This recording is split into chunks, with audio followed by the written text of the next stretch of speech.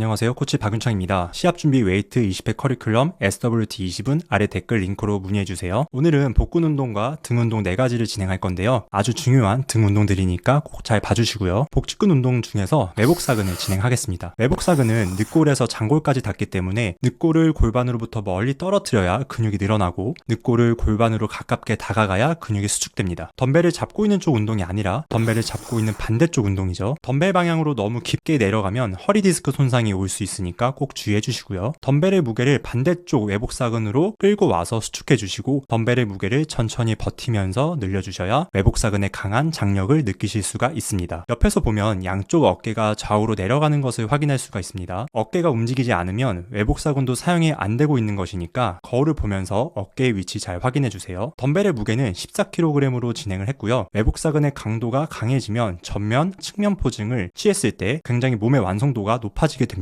복부 운동 자체도 잘 안 하는 경우가 많지만 외복사근은 더 빼먹는 경우가 많으니까 꼭 트레이닝에 추가를 해주세요. 개수는 15개씩 5세트 진행했습니다. 복근 운동을 할 때 10개 무게는 허리 부담이 갈 수 있어서 15개의 무게로 진행을 했습니다. 첫 번째 등 운동은 풀업입니다. 광배근의 시작점과 끝점부터 먼저 알고 갈까요? 광배근의 시작점은 척추에서 상완골까지 근육이 닿습니다. 때문에 올라가실 때에는 조금만 올라가고 마는 것이 아니라 최대로 올라가서 등 전체를 수축해 주셔야 합니다. 올라갔을 때 W자를 만들 수 있도록 해야 하는 건 제가 정말 많이 말씀을 드렸죠. 풀업에서 영상처럼 와이드로 그립을 잡게 되면 견갑골이 내전의 형태로 움직이기 때문에 견갑골이 안쪽까지 깊게 들어오면서 중부승모근까지 갭이 됩니다. 즉 등 전체를 발달시키는 동작이라고 생각하시면 되겠습니다. 견갑골의 움직임은 내려갈 때 충분히 바깥으로 열어주셔야 하고요. 올라갔을 때는 견갑골이 안쪽까지 깊게 들어오면서 등 중앙까지 힘이 들어갈 수 있게 동작을 진행해주세요. 개수는 12개, 9개, 8개, 8개, 8개 정도로 총 5세트 진행했습니다. 여러분들도 맨몸으로 제 자세처럼 정확하게 했을 때 개수를 꼭 체크해보시면 좋을 것 같아요. 개수가 너무 떨어지시는 분들은 어시스트 풀업이나 랩풀다운 머신을 사용하셔도 전혀 무방합니다.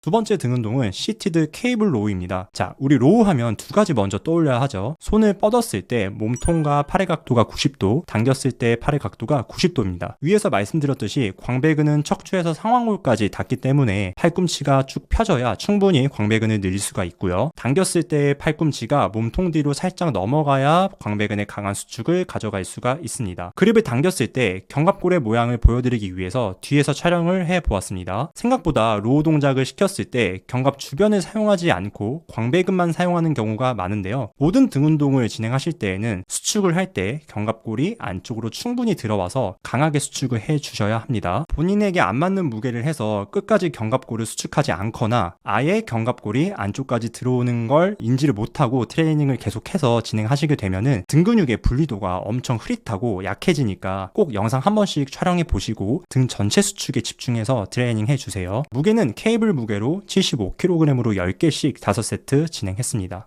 세 번째 운동은 원암 덤벨 로우입니다. 역시나 90도 90도 개념을 적용시킬 수 있죠. 덤벨을 아래로 내렸을 때 몸통과 팔의 각도가 90도에 가깝고요. 당겼을 때 팔의 각도 또한 90도에 가깝죠. 몸통을 바닥과 평행하게 숙이는 것이 포인트인데요. 숙이기 위해서 어디서 동작을 진행해도 상관이 없습니다. 저는 플랫한 벤치에 손을 두고 진행을 했고요. 여기서 하나 주의할 상황이 있는데 지지하고 있는 팔이 너무 멀리 뻗게 되면 덤벨이 아래로 내려가는 힘이 커지면서 어깨 통증이 생길 수가 있으니까 좀 수직에 가깝게 만들어주시는 것이 좋고요. 팔을 너무 쭉 뻗지 마시고 영상에서의 정도까지만 뻗어주는 게 어깨에서의 토크를 줄여서 통증이 감소됩니다. 이 점 꼭 주의해주세요. 앞에서 보게 되면 당겼을 때 내렸을 때 어깨의 높낮이를 볼 수가 있는데요. 당겼을 때 당기는 쪽 어깨가 올라가지만 여기서 몸통을 너무 돌리면서까지 당기시는 경우가 있는데 오히려 저항이 떨어지기 때문에 팔이 수직으로만 당겨주시는 것을 추천드립니다. 무게는 30kg으로 10개씩 4세트 진행했습니다.